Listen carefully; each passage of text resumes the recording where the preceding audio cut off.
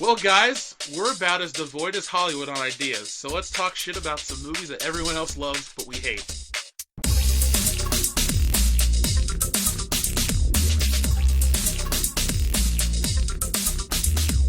Welcome to World Class Bullshitters, where we discuss pop culture on 6th grade reading level.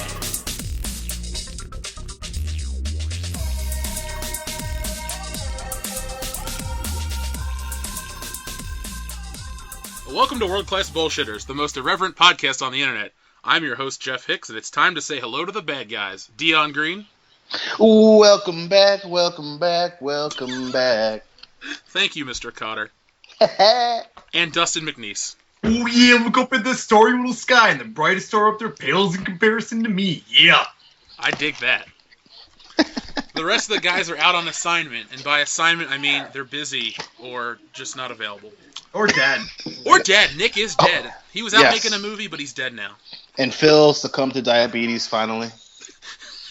He bled out when they removed his foot. Oh, God. Phil, I know you'll eventually hear this, and I'll see you Sunday.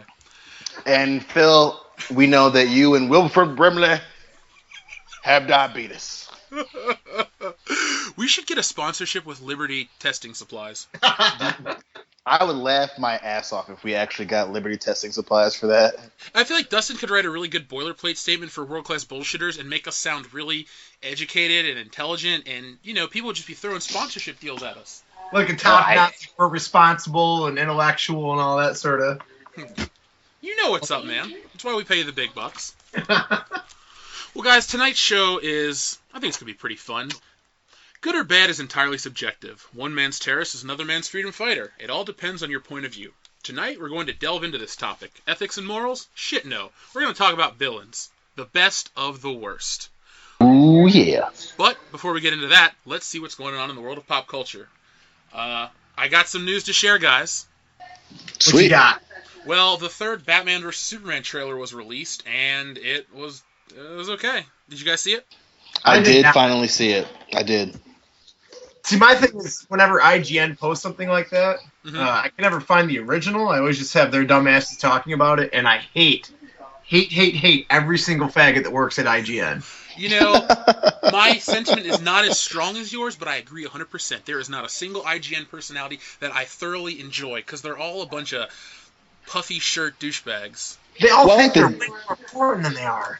Yeah. I mean, I like the guy that does IGN News, Damon Hatfield or whatever his name is. He's all right. He's okay, you know, but like I can't stand the dude that tries to be funny whenever it's so and so and blah blah blah. I'm like, oh my God, when you're not funny, don't press the issue because you sound like a fucking idiot. Let's see, there's Jared Petty. That guy's all right. The kind of fat guy with the glasses. I don't dislike him. There's some guy named like Max Schofield or somebody or Scoville. I don't like him. Yeah. Anyone that's on, what is that show? Not Game. What's the one big show that they have that's not up at noon? It's like Game Scoop or something like that? Yeah, Gamer Scoop. They're just all not entertaining, and I can't watch the show anymore. Ever since Greg and that Colin dude left, fuck IGN.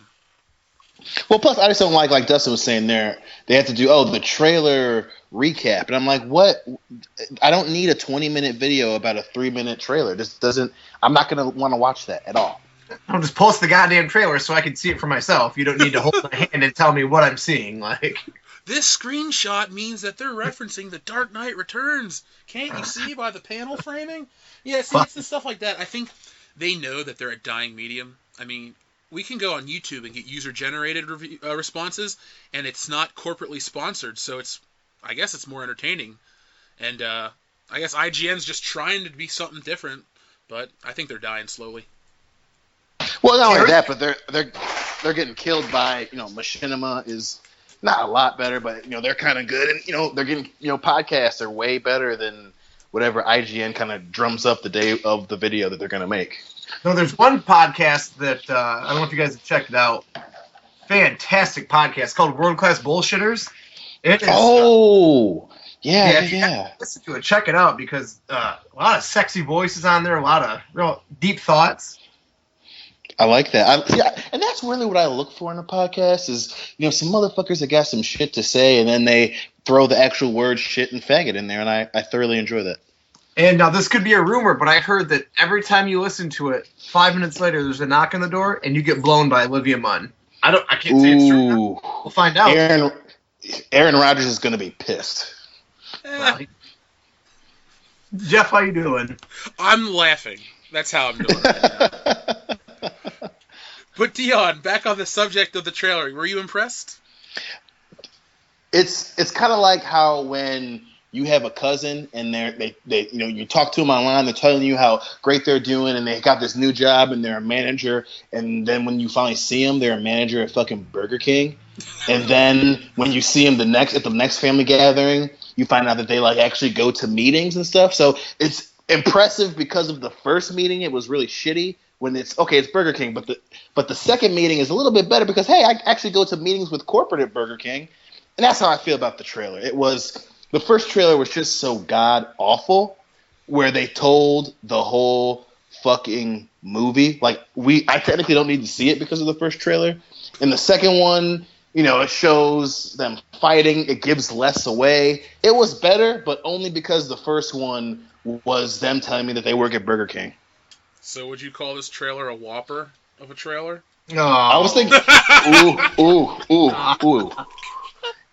That was I good. don't listen to world-class bullshitters. Don't do it. Yeah, fuck those guys. They're all assholes. All of them.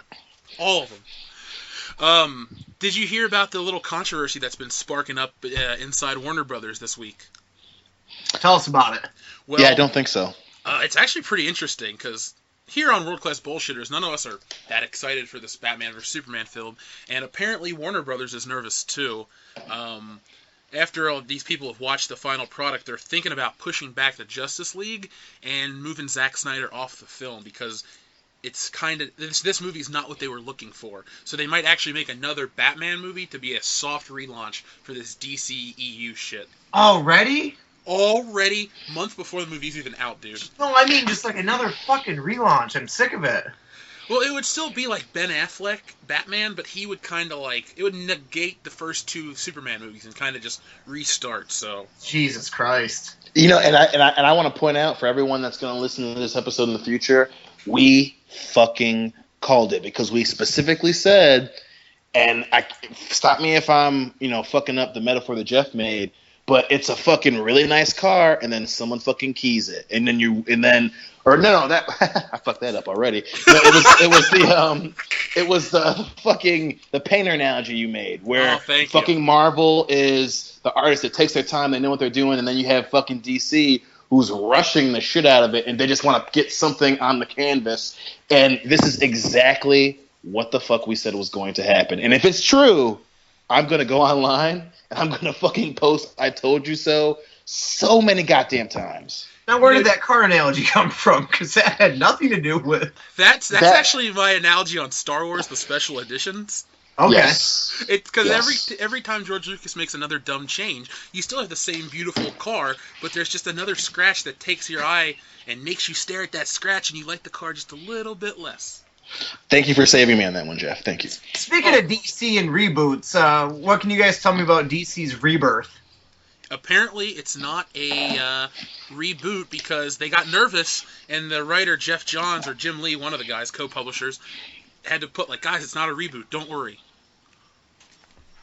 Okay, so what is it exactly though? Why is it all new number ones, and why is it called Rebirth? Well, all new number ones in the comic book industry are guaranteed higher sales numbers. Okay. So it's really, we'll talk about this a little more in depth, but comic books aren't doing too well because they're just kind of shitty right now. So they're throwing every gimmick they can at the wall and see what sticks because people just aren't buying.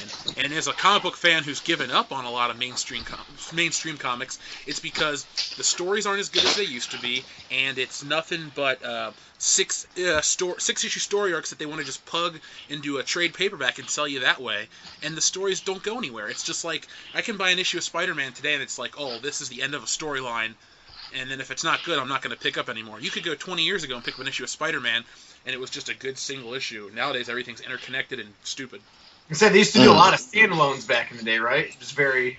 Yeah, there used to be certain characters used to have like 5 different ongoing series with just single stories. Like we use Spider-Man as an example. There was amazing, there was adjectiveless Spider-Man, there was spectacular, there was sensational, there was friendly neighborhood. I mean, those weren't all going on at the same time, but my point is they weren't all tied together. They were just separate stories with a character. Nowadays, everything's like a build-up to Secret Wars #2, and a build-up to the Infinity War #2, and Secret War #2, and all this other bullshit. Would you say that that's a byproduct of the movies, where they're trying to make the movies into one universe? You say is that a byproduct of that, or is that kind of where comics have been going since they've had so many ongoing stories at one time? They're just running out of shit to write. I think it's a quick buck mentality. Okay. That makes sense. Yeah. I mean, I think it's all financial. If you want, I can talk about what I was going to bring up towards the end. It's related to this. You want me to just bring it up now instead of waiting? Because it's might as well. Okay. I brought, for the listener, sorry to be so jarring, but I brought up this article. It's called "The Fall of Batgirl and the Financial Cost of Political Correctness 1 Year Later." This is apropos to the comic book industry. It's really long. I'm not going to read all of it, but I'm just going to give you a quick summary. Did you guys hear about the Batgirl cover last year? The one that got shit canned by DC? Because of the Yep. Had Joker, right? And he had something. Because he was holding her, wasn't he? Yeah. People got all up in arms and all this other bullshit. Well, this article, and I'll just say it's written by a woman who, that's important because everyone said that this whole DC cover thing was, offensive to women, and this is a woman who wasn't offended by the cover. She was offended that DC would, not release the cover, and it kind of backfired on DC. So, according to this woman's article, and she got her sales figures from, where are they at? Shit, I wish I had her name because I would just put it in the article and put it on the Facebook page. But anyway, the point is that the book's sales figures have fallen. Okay. It used to sell about 45,000 copies a month, and it was ranked number 24. And then a year later, after this whole controversy, the sales of the book have slipped to 26,000, and now it's ranked at number 76. And according to this article, it's a loss of 18,191 monthly readers, a 40.3% decline in monthly readership, and if you multiply that cost, that is $652,693 a year in revenue lost. And the shit kicker about that is it was 36 people bitched on Twitter. And so those are the people that didn't want the cover released, and then 18,000 people dropped the book because of those 36,000 people. And it just goes to show you that... Not 36,000 people, just 36. Yeah, 36 people, excuse me. So 36 people bitched, and 18,000 people dropped the book because of those stupid 36 people. The article just goes on to say about how people standing up for their art has been really successful. People complained about Game of Thrones and they wanted them to tone down the R-rated content. And HBO said no. They said if you don't like it, don't watch it. And that led to the highest numbers for any episode of Game of Thrones, 14% increase on the previous year. And just the same with Deadpool. We all saw Deadpool. People wanted this PG version, and now Deadpool has made the highest opening weekend in February history and one of the biggest rated R openings in a long time, right? Oh, it's the highest rated R opening of all time. And it deserves it. That was a fantastic movie. It was an awesome movie, yeah. Seen it twice, and I'll probably see it again here, so... I will buy it on Blu-ray. Yep. I saw it opening day with Hill, and then gonna go definitely see this. Not opening day, but the next day. And then definitely gonna go see it at least 2 more times. What did she think of it?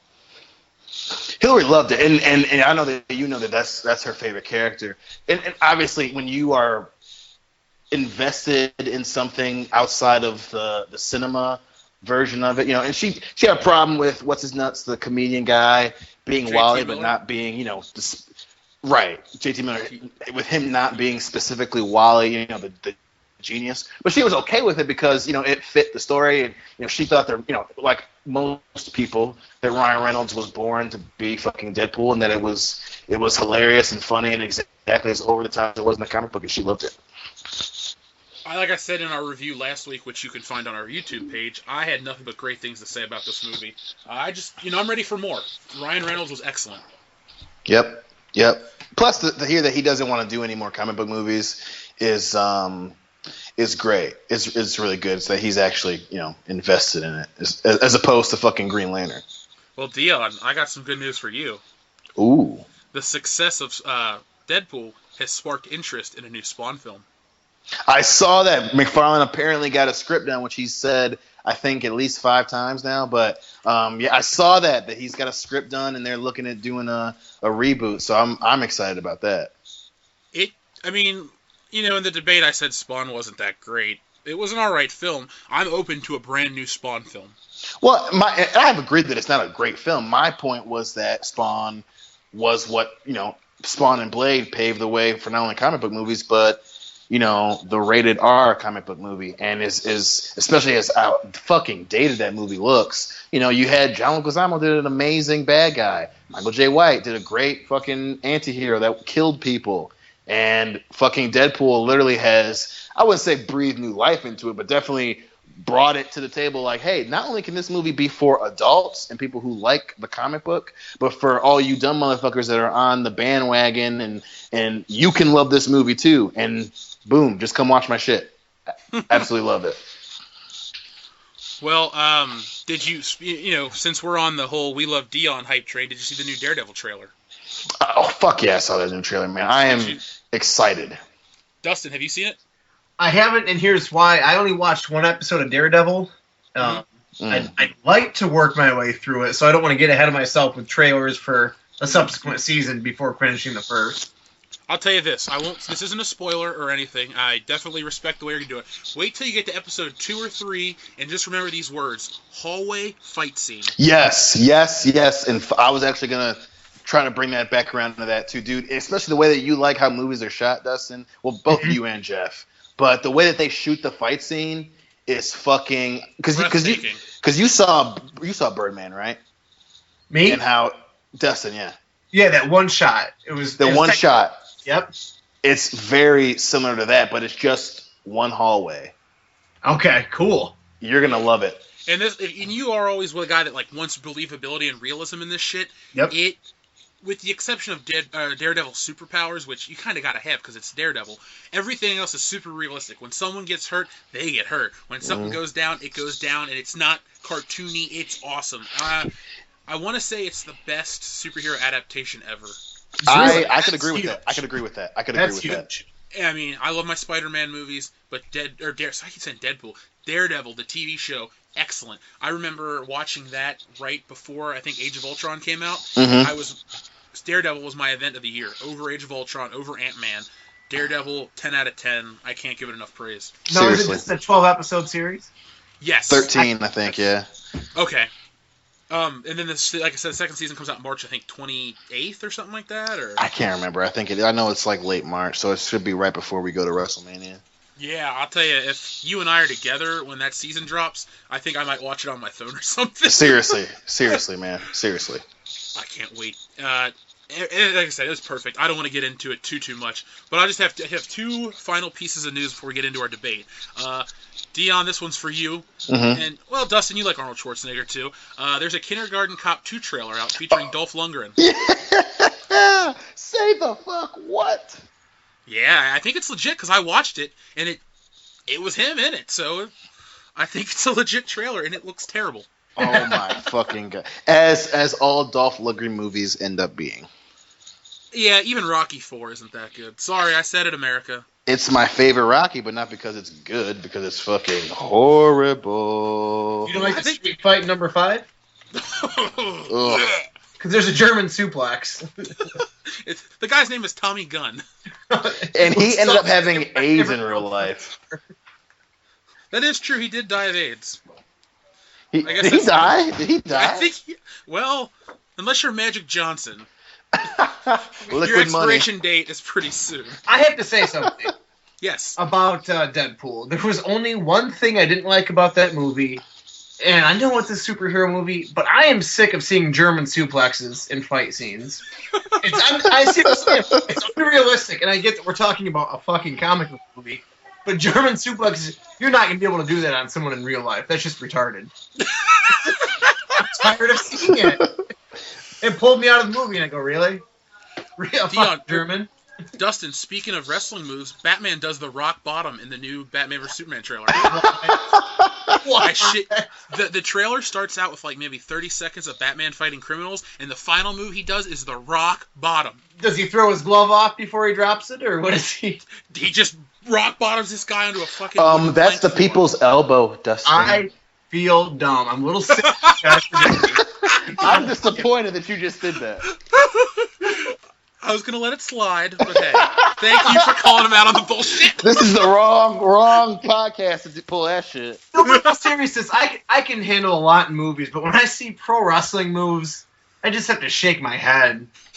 Everyone does choke slams. Everyone does Germans and rock bottom. It's ridiculous. I'm with you. I wish the fights okay when you watch Daredevil. Yep. You won't see a single stupid fucking move. I think it's choreographed by dudes out of Hong Kong. This shit is fucking intense. Is this a Jeff Hicks guarantee that I won't see one goddamn pro wrestling move?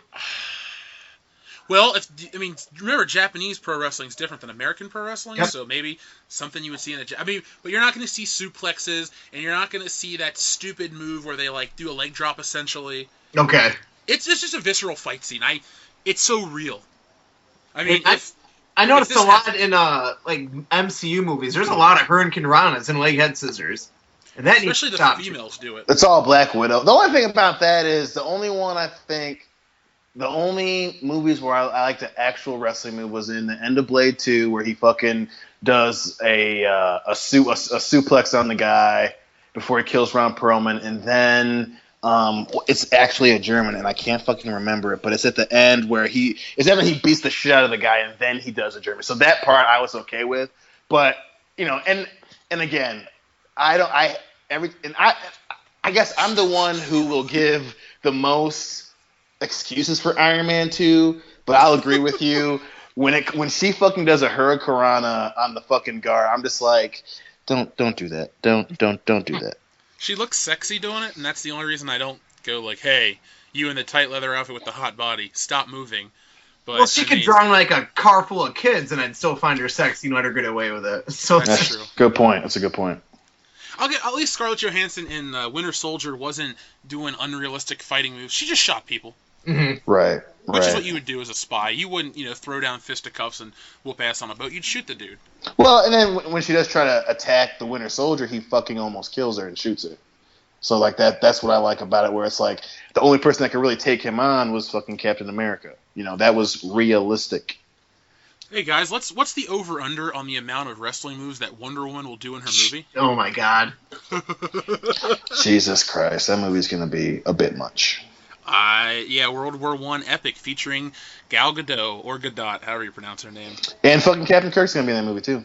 Fuck you, Chris Pine. No, only because we were talking about it. Are we ever gonna see a Blade reboot in our time? No, I don't think so.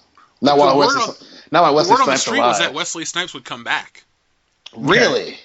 That was word on the street maybe a year ago. I mean, you got to remember, we have 1,000,001 comic book movie sources coming out, putting shit out all the time, so it's kind of hard to remember where I heard it from. But for maybe a good couple weeks, it was like, Wesley, would you come back? And he's like, of course I'd come back.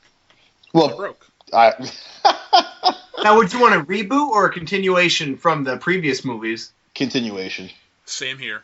Okay. I'm with you. I'm tired of the reboots. Plus, it's okay to have a hero come in and he has an established history. That's okay. I understand that you wanna have your own version of it, but I don't need to see Blade, Blade, the new movie with fucking Apollo Creed as Blade, and this time he was raised on the streets of Chicago, and his mom was white, and I don't want to see all that Jordan. shit. Yeah, I don't want to see all that. Just give me Wesley Snipes stabbing dudes in the throat, and oh, hey, look, it's Captain America. I won't stab you in the throat. That's all I want to see. You made a point I was going to make. I don't need my superheroes to be little kids, I Yeah. can have them be grown-up adults, established. And it makes sense for him to not be known by the Avengers because he really operates at night and deals with vampires and, underworld shit, and he's out of America at points in the story. So, who gives a shit if he's just there? Right. I mean, I would have been cool with just Spider-Man just being like, oh, the day New York happened, I was out, blah-blah-blah. Just fuck it, I don't need a, more kiddie Spider-Man. Now, would you be cool with a Blade, like a Daredevil type Netflix run? Fuck yes. That's probably the only way you could do it now, honestly. Yeah, I mean, And it would be cool if they did like a Netflix original movie where they teamed up all the heroes and they took on like the Kingpin again or something. Like Marvel Knights? That'd be sick. Yeah. That'd be sick. Like a Marvel Knights movie, man. Well, Dustin, have you heard about Jessica Jones? Yeah, she's the bitch from Breaking Bad, right? Yeah, Jane or whatever. Yeah, who ODs in the bed. She deserved it. She was a horrible person in that show, but yeah, it's her. It's her. Yeah, it crosses over with Daredevil, so it's pretty cool. They have some of the same characters pop in and out. So now is Luke Cage getting his own show too? Yes, him and Iron Fist. I think they're gonna actually get a Heroes for Hire show. Because Luke Cage was awesome in Jessica Jones. He was the best part, I think, and I liked the show. Hillary loved it. It was pretty good, but yeah, he was, I thought, the best part of the show. Yeah, I would say so. I'd only seen one scene from it, and it's when Luke Cage was being brain controlled or something, and he tried beating the shit out of Jessica. That's probably the best scene in the whole show. I mean, because it has its moments, but it's so slow. Because Jessica Jones isn't that interesting of a character, so I felt it went so like they could have just did 7 episodes and it would have been okay instead of doing the same slot as Daredevil. But like that fight scene was really cool, where like. I'm not gonna give you any spoilers, but they start fighting or whatever, and he's fucking punching the car door off the cop car. That was crazy. That's at the end of the show almost. Yeah, and they make it clear like she can fight him, but he will kill her, But I thought that was pretty cool. And Dustin, in like the first or second episode, it shows him fucking like hardcore on this bed. It was pretty cool. Are there nipples? Yeah. No, I don't think so. But it's the only Marvel sex scene, and they really make up for no other sex scenes. Like, since every other movie's had no sex in it, all the shit's in this. It's almost like watching softcore porn. Until Deadpool, which I thought was true. They had nudity and actual sex. But it's actually a Marvel movie. That's the Marvel brand, but that's 20th Century Fox. Fair enough. I guess I didn't know yeah, my bad. I'm asking. I'm not telling. I'm asking, like, do we want to count that as part of it, or? You don't need to apologize. I mean, I get what you're saying. And yeah, Deadpool had full frontal. He had everything I wanted in a movie. Yep. Only thing I said last week is there was too much Deadpool wiener. Oh, when he was burning or whatever? Yeah, when he was in that flaming building. Flames, but yeah, it was there. I was just like, oh, Ryan Reynolds. The funniest thing, when he fucking German suplexes Deadpool, Hillary leans over to him and she goes, "I saw his sack." We all had that uncomfortable moment. I'm like, if I see his anus, I'm done. I'll walk out of the fucking movie. Oh yeah. Well, I'll end our news segment, which is actually a really great segment, real quick. Did you hear that Kurt Russell's joining Guardians of the Galaxy? Yes, he's confirmed. I saw that. I'm fucking excited. So does that mean that he's going to be the dad? I hope so. I mean, who else could it be? Yeah, who else? Who's cooler than Kurt Russell? Very few. Maybe. I mean, him and Harrison might be tied. Harrison, and Denzel. Harrison Ford has fallen off the wagon, dude, all the way back to Indiana Jones 4. Dion's right. We should have Denzel be the dad. Star-Lord's half black? Finally, I'm represented in the Marvel Cinematic Universe. Progressive. Oh. Well, guys, that was a great news segment, and tonight's great pop culture debate could be really interesting, because we got our 2 best debaters. Oh, fuck yeah. So, barring Darth Vader, who's the best movie villain? Ooh. Oh, you said movie villain? Because I thought it was just in pop culture. Well, I did say that in the text. I was just going to talk about that during the main segment. And who's the best fictional villain, barring Darth Vader? How's that sound for the debate? Fair. I like it. Okay, Dustin, you sound very prepared, so why don't you go first? Mine's kind of weird. Walter White. I'm going to say it up front. Walter White from Breaking Bad. And I think it's a 62-episode series. We watch him go from this kind of meager, cancer-ridden chemistry teacher to the creator and head of a drug empire who spares no life that gets in his way. He fucks over everyone in his life simply for the sake of the thrill, as we find out at the end of the series. It was for the money at first, but ultimately he just wanted to prove to himself that he could be the best at something because he got fucked over by his company earlier on, and he's a straight-up sociopath. He will look you square in the eye and swear to God that he didn't do something just like Triple H did with the whole Bret Hart screw job thing, if you guys ever watched it. Oh, yeah. Yep. But he will look you square in the eye and lie to you and tell you that what he's doing is in your best interest. But ultimately, he'll put a bullet in your fucking head if he has to. What makes him interesting to me is the first time I watched the series, I knew he was supposed to be the worst between Jesse and him, but I always rooted for Walt. Well, a few weeks ago, I started going through it again with another one of my friends, and I was kind of mad at myself that I ever rooted for this scumbag. Which should tell you that he's a fantastic character, that depending on where you're at in your life, he's either the hero or the villain. And I think ultimately, with as many people's lives as he ruined, he is a fantastic, nuanced, very well written and acted villain. That was phenomenal. And I just would like to add that I watched the entire series, and I never thought of him as a villain. Yeah, try it again. And just really watch how he hurts everyone. See, the people I think in his life are pretty shitty. Like, his wife's a straight-up bitch. Oh, Skylar, yeah. I hate Skylar. She is a cunt with a hard German K. Ooh, is there an umlaut over the U? No, I don't feel that...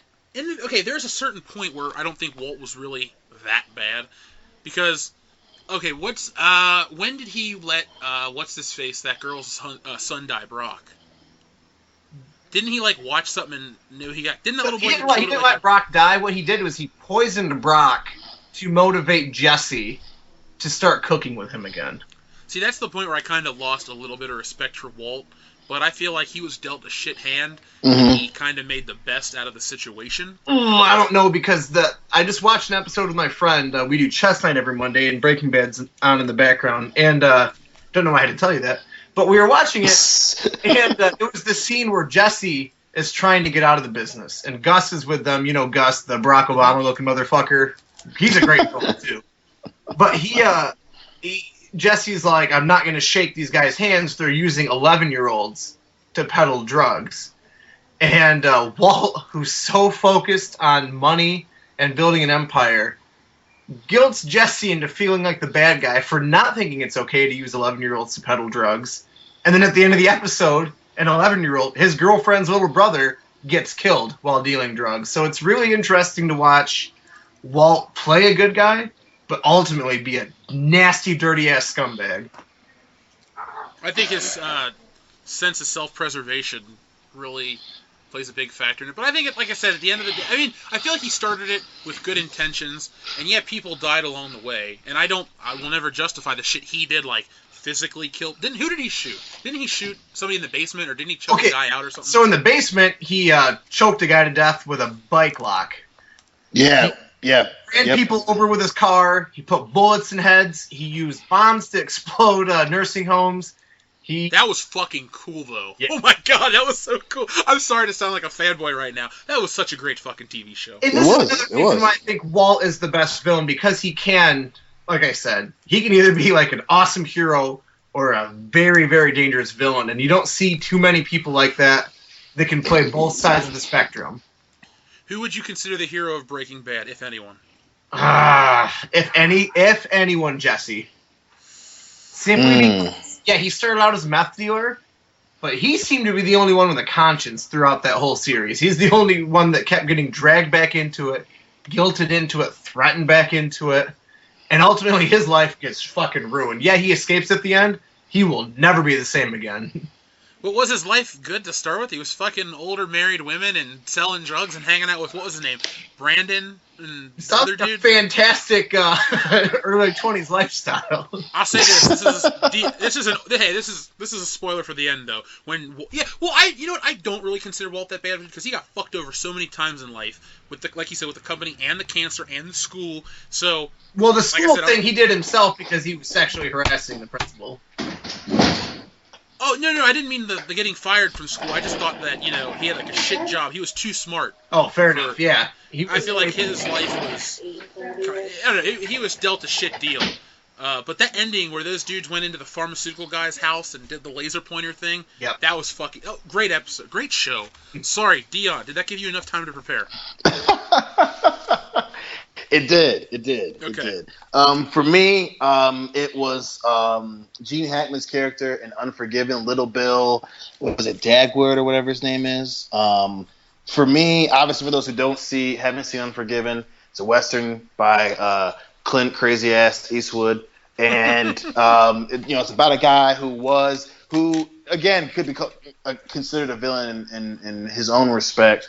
A gunslinger who's retired, who has kids, he's a widower. And then his friend Morgan Freeman comes. Well, we can catch these guys who beat and cut up a hooker. We're gonna catch them, take them to this town. Gene Hackman's character, Little Bill, is the sheriff in this town, and he doesn't want people to go and get these guys and bring them back because he doesn't want bad people to come to this town, bounty hunters, fucking all these other cutthroats to come to this town. So he starts doing some really bad shit. And then, for example, the first thing he does, one of these bounty hunters come to the town. He beats the shit out of the guy in the cell and then sends him on his way. All the while, he's bragging about how this gunslinger guy isn't shit to this guy who's writing a book about gunslingers. Then he chastises one of the hooker that gets cut up, and he's calling her ugly. And then Clint Eastwood and his friend, they end up getting the guy. They kill the other gang. And so fucking Little Bill goes out, kidnaps fucking Morgan Freeman, beats him to death, and hangs him in front of a saloon. So then Clint Eastwood goes, kills them all for killing his friend, and then he rides off. That's the end of the movie. But for me, he's my favorite villain because it's a prime example of people or a person who's given this mantle of protecting the masses, of being the law, the person that protects the law, and he's the first one to break it, even if he thinks that he's doing the right thing, which there are a lot of instances where he knows that he's not. It's a prime example of someone who can abuse their power and make people believe that they're doing something for them, when in all reality, he's just abusing the shit out of being sheriff of this little town. And I absolutely love it. I love him as a bad guy. And even when he gets killed, he's just like, I'll see you in hell. Like, he just is an unforgiving son of a bitch who, even when he's about to get killed, is like, I don't like you and I'm fucking right. And I love that. Why is he more effective than Walter White? Well, I think because at some point Walter White was sympathetic. You believe that he had cancer. He makes you believe that he had cancer. And you're like, okay, well, he's poor. He's really prideful. And he's, he knows this dumbass kid who knows how to make meth. As opposed to Little Bill, from the beginning, you don't like this dude. He's going on about building a fucking house, but then he's going to chastise someone who's been cut up in the face and is using pure violence to get this town to do what he wants. I mean, the dude is nasty from the jump, and he's wearing a fucking badge. And there's no part of you that's going to sympathize with this guy. You will not like him at any point, as opposed to Walter White. Part of the way, you'll like him. You'll sympathize. Okay, I can kind of get where he's coming from. Dustin, do you have anything to add? Well, he lost me at Western. I completely lost me the genre. But I think the thing that you use against Walter White, Dion, is the thing that makes him an even better villain, is that he's not always bad from the very beginning. We watch this guy who seems genuine and wholesome devolve into somebody who will put a bullet between your fucking eyes. Like, he tastes evil and he likes it. And then you watch him over 60-plus episodes devolve. And I think that's, in a sense, character growth. He's not just the same guy beginning to end. He's a completely different person by the end than he was at the beginning. Right. No, that makes sense. To be completely fair on this, I'm going to have to leave it to our audience to determine a winner because, Dion, I don't know your character. Right. I don't have any kind of frame of reference. Now, Dustin, you made me think about Walter White in a completely different way.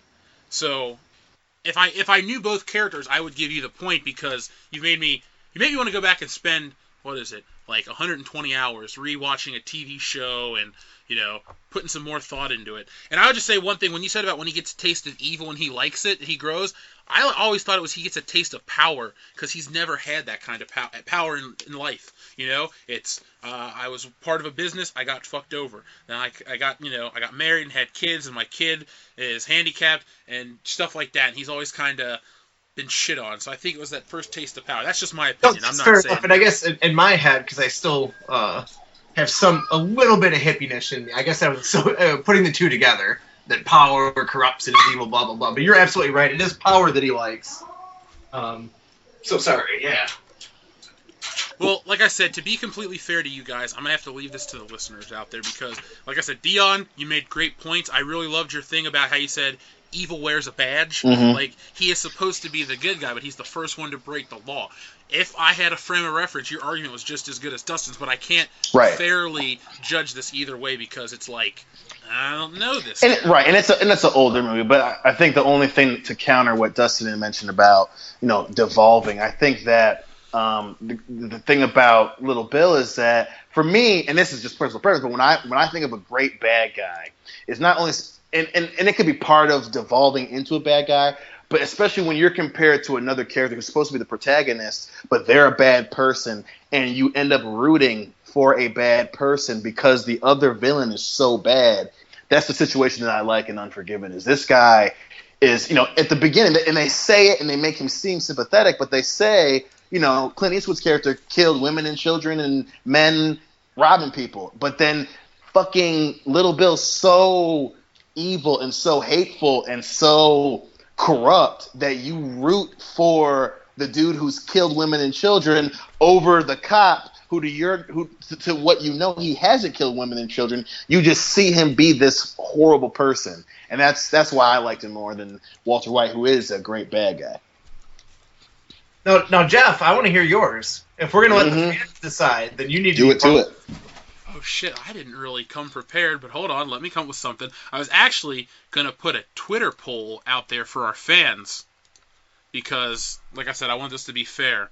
So you can vote on Little Bill Daggett, or you can vote on Walter White, and then I guess I have to come up with a good villain, too. Oh, I know what I'll pick, because this was going to be later in the discussion. For me, the best villain is Nurse Ratched from One Flew Over the Cuckoo's Nest. She always list, and I need to see it to see why. Dude, that movie is phenomenal. I was not a big Jack Nicholson fan outside of the Joker growing up, but we watched that movie in high school because we had to read the book. It's a great book. I think it's a better movie. And I think she's the worst kind of villain because she knows what she's doing is bad, but she tries to play it off as good because in the construct of what society says about her role and what she does in her job is good by that that standard. So she gets to do terrible things, but society sees it as good. So to me, that's the worst kind of villain because it's allowed evil, and that no one can stop it. It's unstoppable. I mean, in the realm of a movie, they try to stop her multiple times. Well, not multiple times. Jack Nicholson tries to whoop her ass, and he gets lobotomized for it. I mean, she is just pure evil, and, she wears a smiling face, and she just has all this power, and it can't be stopped. And, even the hero falls to her. So, it's one of the few examples where the villain wins, and it's a down note, and, I don't know, I just think she's great. Is that streaming anywhere? Because I need to watch that tonight. It was on Netflix. I don't think it's on there anymore. God damn it. I know, Netflix got rid of so much good shit. Yeah, they did.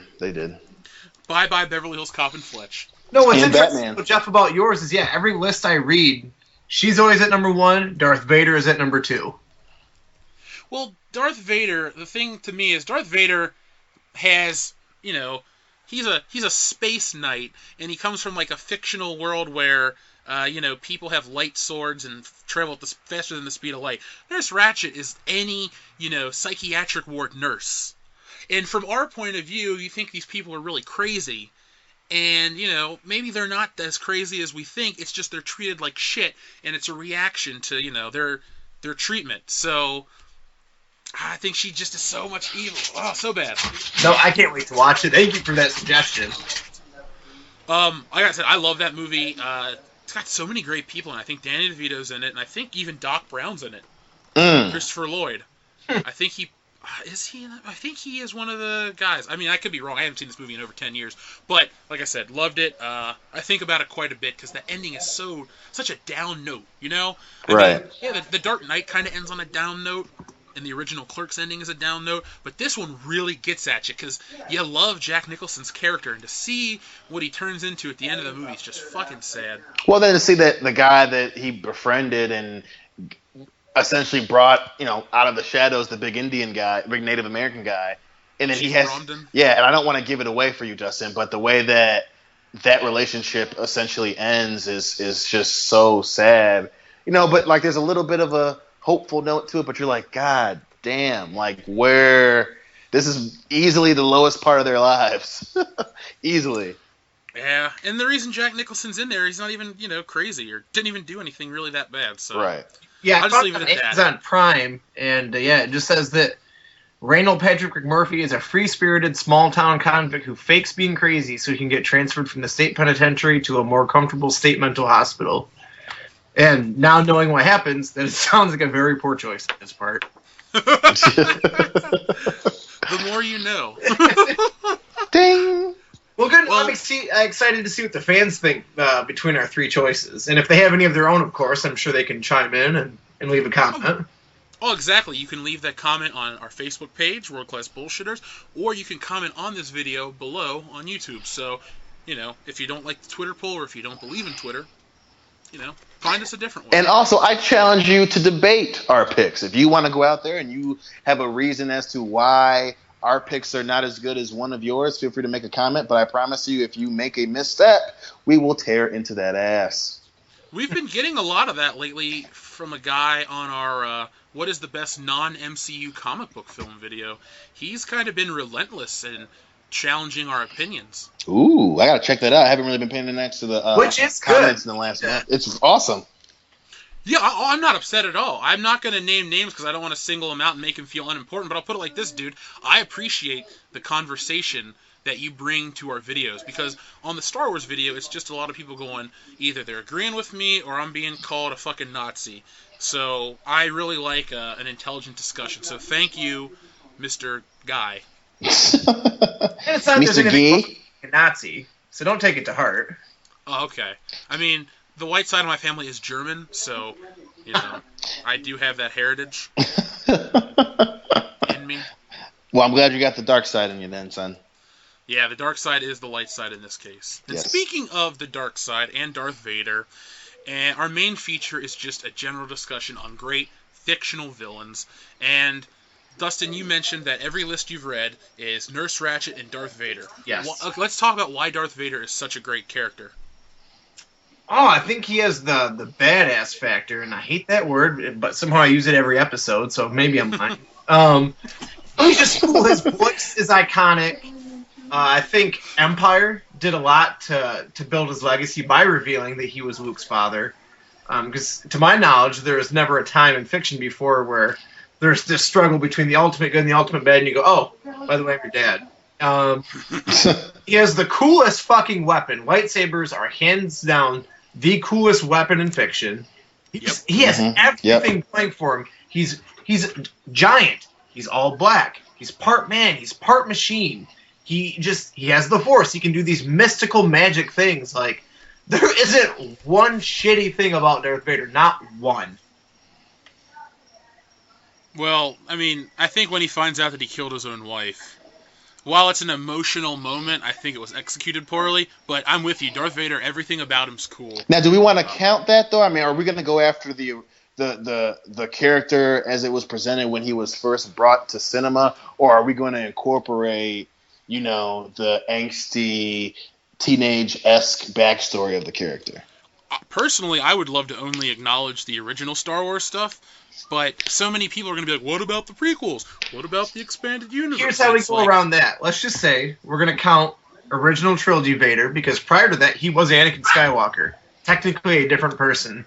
Right. And expanded universe doesn't count anymore. Get over it. So cool. I like your points. I'm fine with that. Like you said, Dustin, you pretty much wrote the book on why Darth Vader's a cool character. I don't have anything to add besides the fact that she's a tragic character. And I think the tragic characters are sometimes the best ones, because he fell from grace, and his redemption, he does, fully convert back to the light side of the Force, but he ultimately has to die to do it. So it's kind of that sour moment. But that solidifies that he was willing to die to redeem himself. Because I loved it. Yeah, I mean, that's the ultimate redemption is, fuck, I know I had an awful, awful life. At least let me sacrifice myself for you, son. Because it had a last meaning if he kills the Emperor and then afterward they go get drinks together and bond. Like, yeah, kind of cheesy. But dying, like, that shows Luke that he did fully return to the light side. Well, my whole thing about Darth Vader was what made it so awesome was I didn't even count that he turned to the light side. My whole thing was his entire motivation was his kid. I don't think that, especially in that moment, I don't think he cared about redeeming his past mistakes. I mean, there's honestly, and for everyone, and I don't think having a kid necessarily is the end all be all, but anyone that you love, any one of us can picture someone that we care about and love, and if someone is hurting them, trying to kill them, you're going to make a decision. I think that he didn't care about becoming a Jedi again. It was that this motherfucker is electrocuting my son to death, and I'm going to save my kid. And that's why I liked, and that's why one of the many reasons why Return of the Jedi is my favorite, because it's not just him wanting to become a Jedi again. His son is in his life and saying, "Dad, I know that you're still my dad. You're still Anakin Skywalker. I feel the conflict within you." And even after saying, "It's too late for me, son," his son is like, "I will kill myself to prove that you're my dad." And when the fucking chips are down, Darth Vader, who's fucking killed millions of people, is like, "You know what? Fuck this," and throws his boss over the railing for putting a hand to his son. And that's what I love so much about it. I think that's, if you take out the 2011 alteration on the Blu-ray, yeah, I think that's the most powerful scene in any Star Wars movie. When Darth Vader looks over at Luke, looks over at the Emperor, he doesn't say a fucking word. He's wearing a plastic whatever mask. Yep. No expression. But just by the way he lowers his head, what he's thinking. It's so powerful. And then he just picks him up, the music plays, and he throws him over the balcony. That is an awesome movie moment. Well, not only that, but when Luke Skywalker goes, "Father, please," and you see the flag, and I think that's one of the most perfect scenes in all of cinema, is he's getting electrocuted and he's not saying stop or anything. He looks to his father, he goes, "Father, please." And Darth Vader looks at him, there's a flash of the Force lightning, and he just looks over and he's like, "Nuh-uh, not today, son," and fucking kills one of the other greatest bad guys of all time, and then just throws him off of a fucking balcony. I was saying my original answer was going to be Palpatine for the question, but I was like, fuck, I've already hyped I thought it was too easy. Yeah, I thought it was too easy. That's why I didn't pick him either. I like Vader. He's trying to go Luke into fighting him, and Luke keeps trying to avert it or whatever, and he goes, "What about sister?" And I just walk away. He says sister, and then that pisses Luke off and turns into the greatest lightsaber battle of all Star Wars. So. Yep. It's powerful. It's powerful, and what I was gonna say is you don't really get a lot of powerful emotional moments out of blockbuster movies anymore. Mm-mm. It's just like, hey, explosion, happy moment, Right. At least Star Wars made you think, you felt, Oh, and with blockbusters, they always have to fake kill somebody and bring him back. Like, that's the only time you feel bad. Oh, God, Coulson's dead. He died for that. No, he's back. Yeah. Fury died. No, he's still alive. Like, that gets old. Well, dude, when we went to, you weren't there, but when Joel and I went to see the Avengers the first day it came out, the part where Iron Man was taking the nuke up through that wormhole, and Robert Downey Jr. was acting the hell out of just oh my God, I'm gonna die. I was into the moment, and then the moment I realized Iron Man 3 comes out next year, I was out of the moment because I knew there would be no emotional payoff. It's just oh, he'll be in the sequel. Who gives a shit? With Star Wars, Darth Vader's dead. Yeah. It's fucking done. It was perfectly done too. Speaking of being done. Mm-hmm. Mm-hmm. Oh man. Mm-hmm. So what are some other villains you guys love? Fucking, I mean, I hate to cater to the crowd, but fucking Goldfinger. He's just such an asshole. He's a good villain too. That's a keeper, But Goldfinger, man, he's such not totally evil. He just wants money, but he's such a dick, and such a great response. You expect me to talk? No, motherfucker, I expect you to fucking die. That he's just such an asshole. And it's oh, I love gold. I'm gonna take gold away from America because fuck you, and I'm Austrian. The dude is, he's so simple. He doesn't have a lot of, he doesn't kill a bunch of children in a fucking school for the blind, but he's just so dickish, and I love him as a bad guy. Obviously I love the movie, but he's one of my all-time favorites. I'd like to throw in there, I was going to bring up 006, and the other villains, because I think some of the best villains are the dark versions of the heroes. Right. I think they're the most complex and interesting. When the villain and the hero are just one step away from each other, I think that adds another dimension to any form of game you watch. Like, GoldenEye, James Bond is doing it for Queen and Country, and Trevelyan's doing it for money. Look how they're doing the same shit. One just has a government badge, and the other one is wanted by the government. So, it all depends on what side of the coin you're on. But it's the same thing. They do the same thing.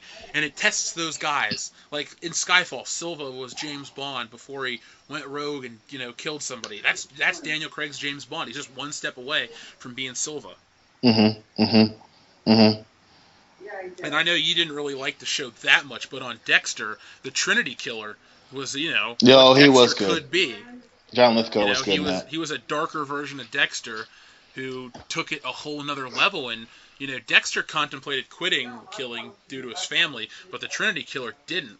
He just had a family life and all that shit and kept the killing. So I think, like I said, interesting character, and villain and hero are the ones that are just, the shady version of the other one. No, I can dig that. I mean, I think that's really good. Dustin, what about you? What are some other villains you like? It doesn't have to be from movie. It can be TV, comic, I'm going to do one that's kind of cross-media, but I'm going to give my favorite version, and it might get some eye rolls, but I do love Heath Ledger's Joker. I remember watching that film, and I'd never seen a character act anything like that before, and it stuck with me for a long time. And I guess in a broader sense, the Joker in general, Batman's greatest foe, Batman being one of the greatest heroes of all time. There has to be a reason that Joker is the one that keeps coming back and that everyone wants to see.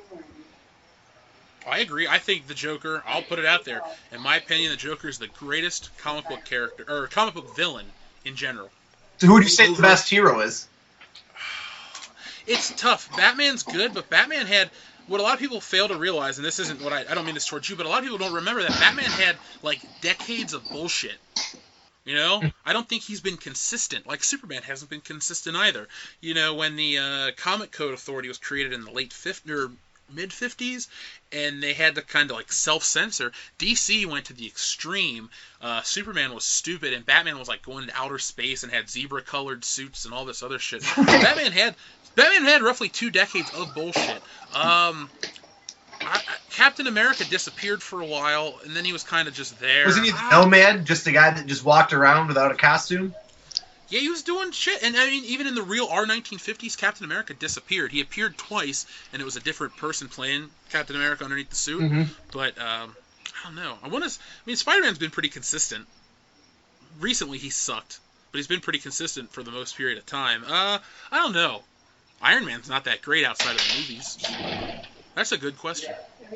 And we can come back to it, but yeah, I just want to throw the Joker out there because, everything I've seen of him, he's fantastic. I agree. Even the hokey Cesar Romero Joker's entertaining. And like I say about terrible actors, a movie is meant to be entertainment, and if you entertain me, you've done your job effectively. Right. So Samurai Cop, thank you. They have Samurai Cop 2 on sale at Walmart. I walked past it and I thought of you and smiled. It's already out? Yep. Yeah, they finished it last year, man. As soon as my new debit card comes in the mail, I'm going to activate it. I'm going to go out and buy Samurai Cop 2 and Spectre on Blu-ray. Nice. I got to own those. I loved Spectre and I love Samurai Cop. I hope number 2 doesn't suck ass. Oh, it's going to. It just depends on whether you're going to like it or not. Well... See, the only thing I'm worried about is they're going to try to be funny. Right. Because Samurai Cop fails because it was trying to be a good movie, but it just failed on every level. Right. When you're trying to be stupid, you fail. Every scary movie to date. Oh my god, especially the newer ones. I was going to see that one Into the Woods or whatever about the Japanese forest. Oh, yeah. Fucking forgot about it. Speaking of horror movies, do you think horror movies have some great villains? Hell yeah. Hell yeah. See, I'm not a horror guy, so I always like your main ones, like your Freddy Kruegers, your Jasons, all the... One thing you got to differentiate, but... I'm sorry, go ahead. No, what were you going to say? I was just saying, you probably have to differentiate between slasher and horror, I think. I mean, especially, early Halloween, early Friday the 13th, early Nightmare on Elm Street, those are horror. But as they become sequels and sequels, they're slashers. So I think the intent of the character changes over time. But that's the only thing I would say about horror movies.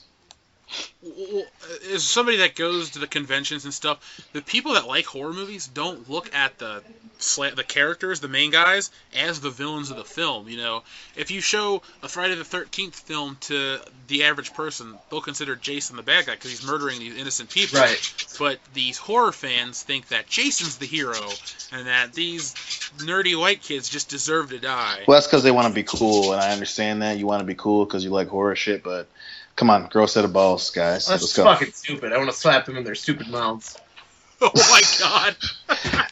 There are cool horror fans, but the majority of them just, it's like, oh my god, we fucking get it. You like the blood, the gore. Just say you like it because of that. Don't try to convince me that fucking Jason is the goddamn hero. I mean, anyone that interrupts a sex scene is a fucking horrible person. Worst of worst villains. And they deserve to get fucked in the ass repeatedly until they die.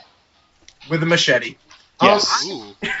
I like Otis Driftwood from Devil's Rejects, if we're going to talk horror. Oh! Yeah. He's essentially Charles crazy. Amplified. Yes. When he died, I was very happy. Fair, but while he was alive, he put people through hell, and I thought that was fascinating. He would make a woman give him a blowjob in front of her husband, and then he would molest her with the gun and say, I hope your pussy make my barrel rust. Oh my god, I love that movie. Dion, fucking Fruity. You know him. Yes. Tutti fucking Fruity is my response, sir. Tutti fucking Fruity. Tutti There's fucking no fucking Fruity. ice cream in your fucking futures. Next scene, they're all eating ice cream. Oh my god, I love that movie. See, I'm not a Rob Zombie fan at all. That's probably one of his music. one of his two good movies, I'd say, is Devil's. I mean, that's his best by far, but by far. I don't care about if he didn't make any other movies, I'd be fine, but I'm so glad he made that one. Yes.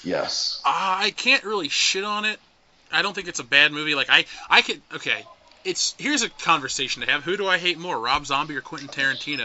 And then it just boils down to whose fans do I dislike more. Because everyone thinks Quentin Tarantino's so cool, but then people just think Rob Zombie's just okay, and just being just okay to me isn't good enough. Right. Fuck them all. I hate all those guys' movies.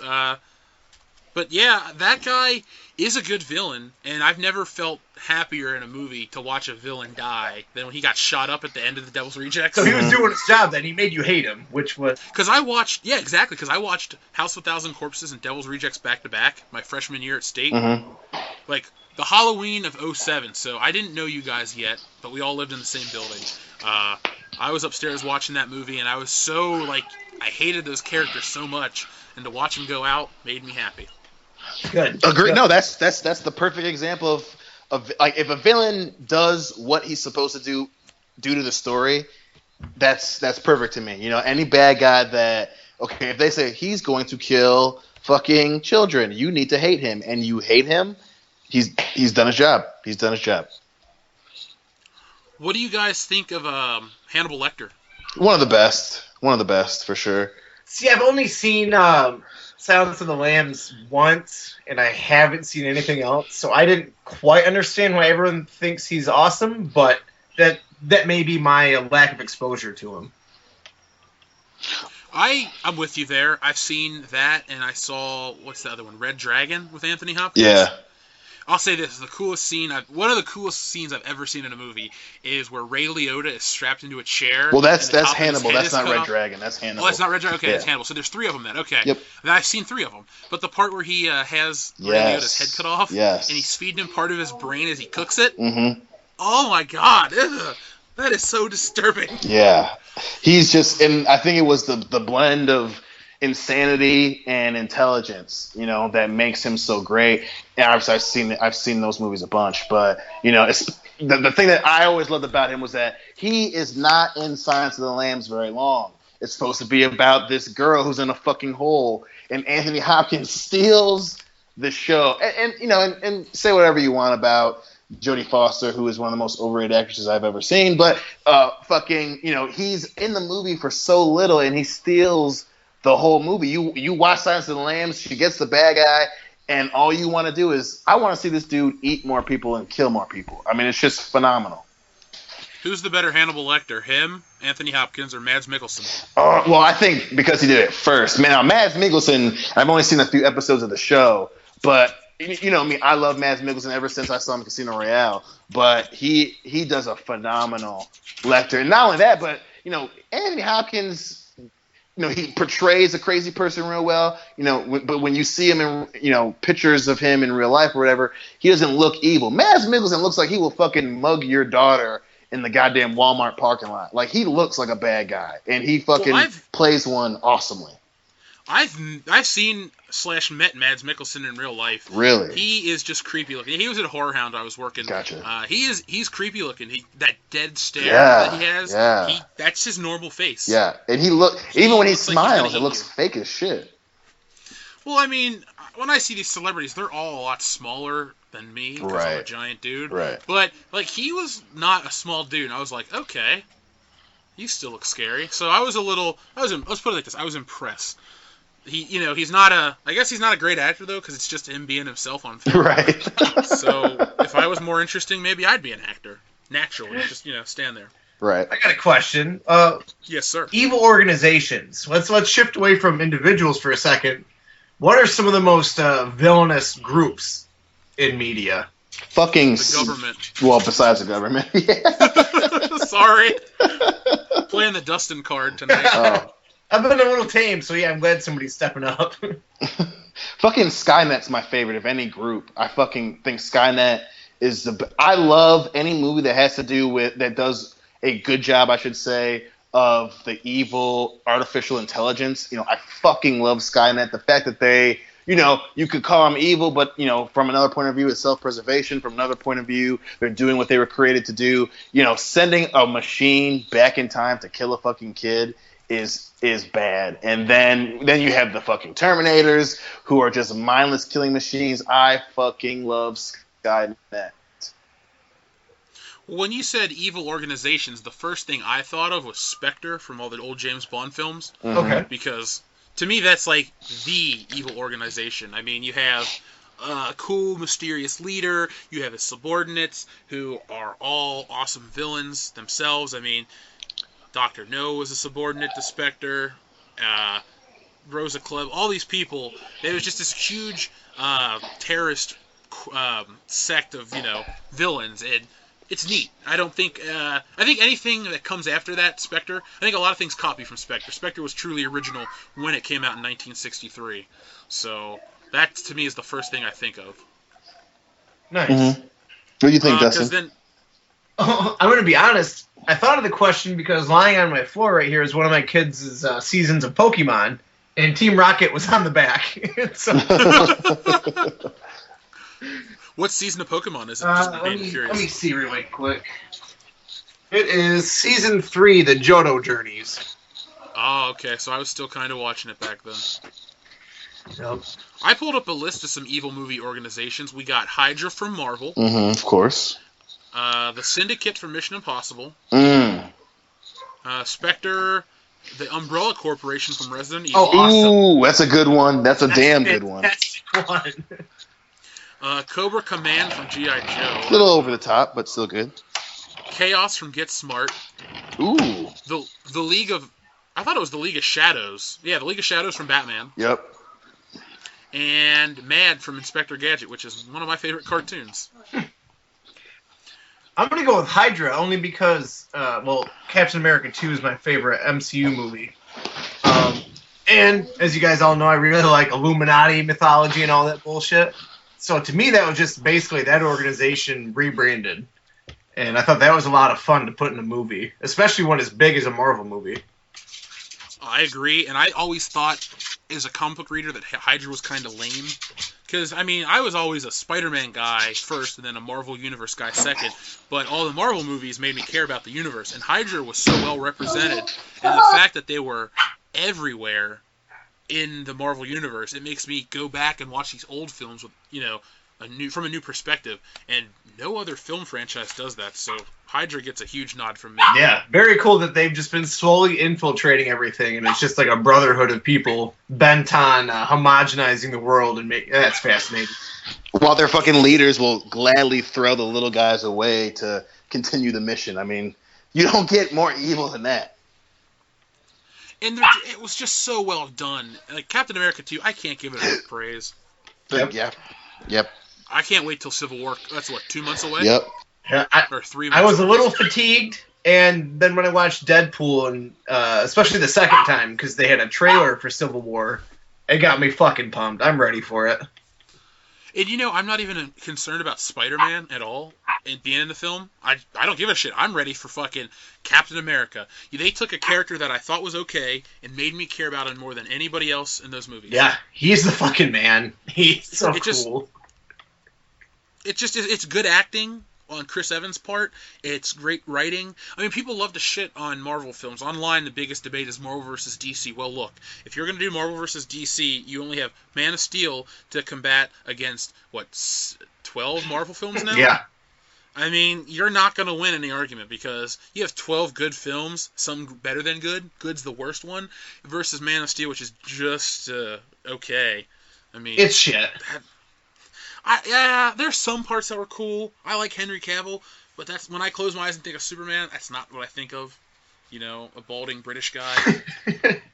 Okay, easy with the balding jokes. Oh, no. Come on, Superman's supposed to be super in every way. I'm going to touch on something really quick. I went to Barnes & Noble earlier this week, and I picked up Mein Kampf and Kingdom Come. The one I want to talk about is Kingdom Come. Okay, cool. 40 pages into that, Alex Ross just all in it. It is one of the most goddamn close comics I've ever read. I have read it. I'm one of those bad people that I'll go to a bookstore and read a comic book and then put it back on the shelf. I've done it multiple times. I read Akira that way, or Akira, depending on how pretentious you want me to sound. Extremely pretentious. Okay, Akira, I read it that way. I read The Killing Joke about 3 or 4 weeks ago that way, and I've read Kingdom Come twice. I love the art. Who is playing Until Dawn? No one. Oh. I don't have a TV on, dude. No, you know what? I think that I bought the song and it randomly somehow started. So let me stop that shit. You've gone crazy on air. I'm fucking smelling pancakes and rosebuds, man. You're having a seizure on February 18th, 2016 at 8:53 p.m. You are dying on air. Fucking forgot. But what do you think of Kingdom Come? Me? Yes. The story's fine. I think it's who wrote it? Mark Waid? Yes. Yep. He's my favorite comic book writer, but not for that. Okay. He wrote the best Daredevil stories I've ever read, and they're consistent. It's not like the guy who writes Spider-Man, Dan Slott, who will come out with some good stories and then it'll just flatline. Mark Waid's consistently excellent. The only thing is Alex Ross is a great artist. I have no criticism of his actual technique. When I read those pages, though, it's so much that it's like too saccharine. It's just too sweet. It's too visually stunning. It's not like a traditional comic book that breaks it up. It's just all in your face, and it's not confusing is not the right word I want to use. Overwhelming. Yeah, it's overwhelming. Overwhelming is the right word. That's why I'm not the biggest fan of him for interior work. Like Marvels, I like the idea of the story Marvels. Have you ever heard of it? I've heard of it. I have not read it yet. I think you'd like it because you're a journalist, and it's the Marvel Universe through a journalist's eyes. Okay. So when you go back out, if you find yourself a copy of it, flip through it and see if it looks interesting to you first. And if it does, read it. I think you'll like it. That's Alex Ross's, I think, first big published comic book work. But even that, it's not, his style's evolved from then. But even that, as much as I love Marvel, that's just kind of hard to read. It's too much, Yeah, no, I noticed I was looking through his full page stuff, and I just, like I said, the word that came to my mind was overwhelming. Like, there is so much that I have to look at here, that it was difficult, I guess, to take it all in simultaneously.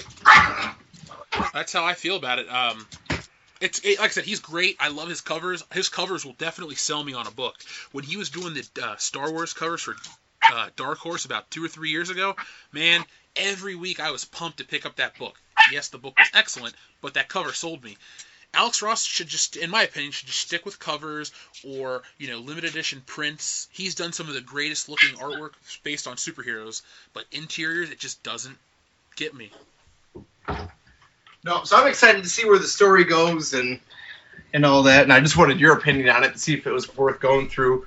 Speaking of journalist, should I buy all 10 volumes of Transmetropolitan? I only have 2, and I like it. So I can't tell you if it's going to get, amazing. Okay. But I love it. I love it. Spider Jerusalem is an awesome character. Everything I've read said, yeah, he's just like a drug-addicted journalist that's just going through life. And I think it's a good story because it makes me want to create something in the vein of Transmetropolitan.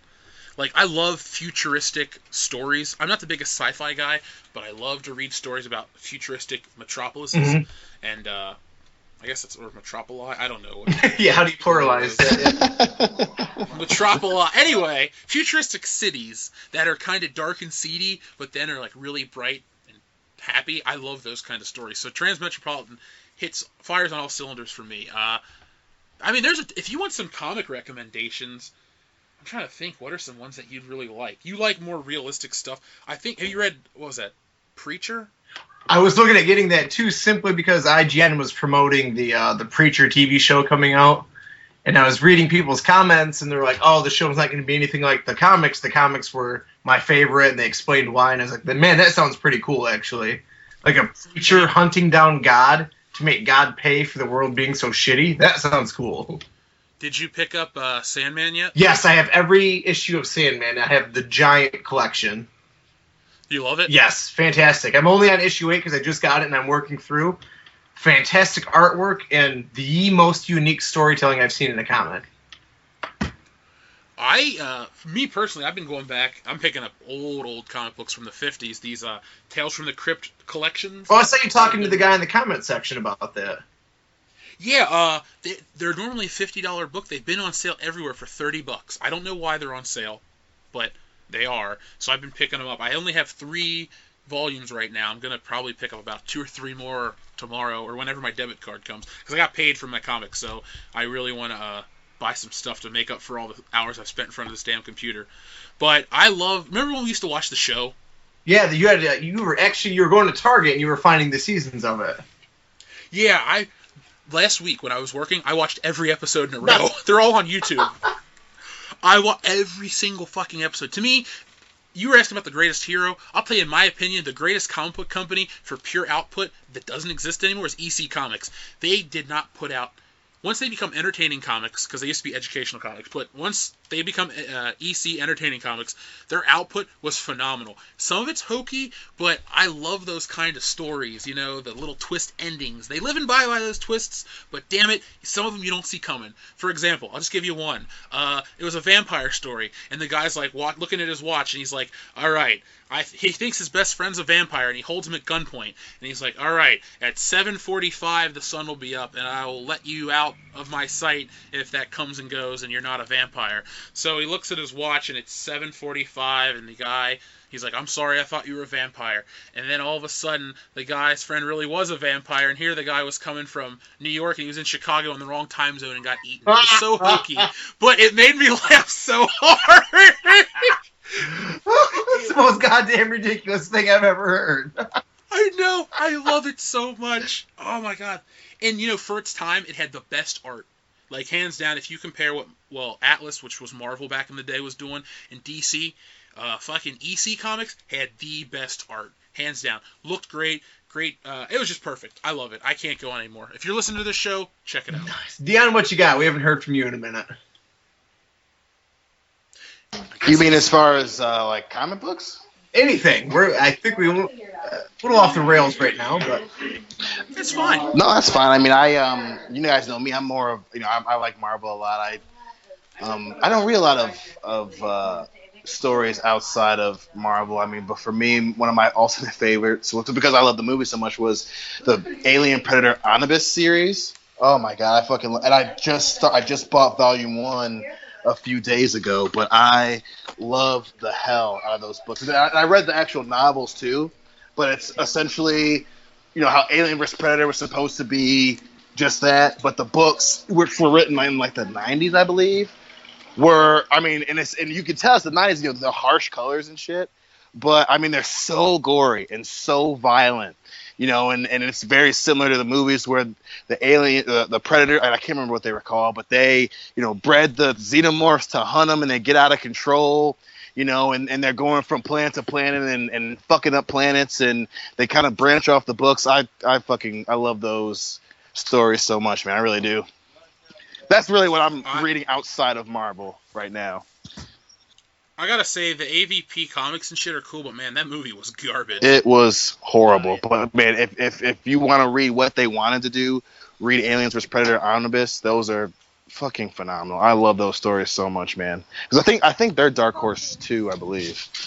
Dark Horse was an awesome company. They're so underrated, man. And then there are a bunch of other stories that they do that I haven't gotten in. Like, I think, was it Vertigo is Dark Horse?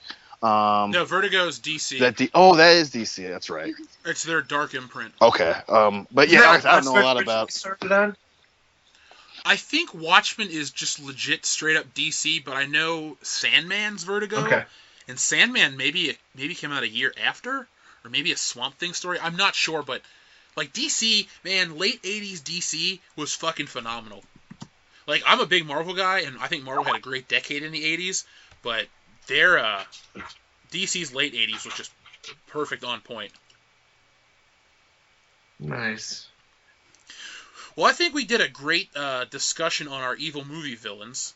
Do you guys have any more you want to add before we wrap it up with the train wreck of the week and social media and all that good shit? No, I don't have anything to add for this so far, guys. Well, give me a quick second, and I will read you the train wreck of the week, which, it's really stupid. Just flat out. It's not even a train wreck, as opposed to it's just pure stupidity. So here we go, guys. A bored man calls 911 to talk about Hitler. Though 911 is supposed to save lives, a man in Florida is accused of using the emergency phone service to save himself from boredom. Michael Gilman, 28, was arrested early Saturday morning and charged with misusing the service, according to ClickOrlando.com. Police in DeLand say Michael Gilman called 911 at least 6 times in one day, including 5 times in a 5-hour period, according to the Daytona Beach News-Journal. A couple of his calls focused on Hitlers and the Jews, according to NewStateBeach.com. That's awesome. Police said he also asked 911 dispatcher to throw people out of homes in order to serve and protect, and tried to report an emergency at the White House. Oh my God, I love this guy so much. I want whatever drugs he was on. Gilman allegedly told the dispatchers his emergency was being poor and not being able to vote. Dispatchers also said he hung up on 2 occasions when dispatchers tried to transfer him to a non-emergency line. One officer said he went to Gilman's home in order to get him to stop calling 911, according to the Palm Beach Post. When an officer asked Gilman what he was doing, the suspect allegedly said he was talking to your dispatcher because I'm bored. Gilman was taken into custody and later released. I guess you could say 911 were Nazis for conversation. Oh, I thought you were going to say 911 was a joke in his town, but... I see what you did there. Oh! That was very, very funny. Oh. Well, gentlemen, this has been episode 15 of World Class Bullshitters, where every Thursday we take a dump on the world of pop culture. You can follow us on Twitter at TheWorldClassBS, find us on Facebook at World Class Bullshitters, and contact us at worldclassbs@mail.com. Thebestmail.com. I still love that. I do too. You know, guys that are on the show but aren't on the show tonight, Dan, Phil, Brian, and Joel, we missed you, but... I mean, I miss you guys, but I will admit this was refreshing, and that's a nice way of saying, fuck you guys, we do it better. Thanks for saying it so I didn't have to. I have been your host, Jeff Hicks. I'm Dion Green, the man with the tan and the original plan, or I fucked that up, whatever, but I'm here. I am Dustin McNeese, and tonight was as smooth as my grandma's areolas. Ooh. Salty. Very salty.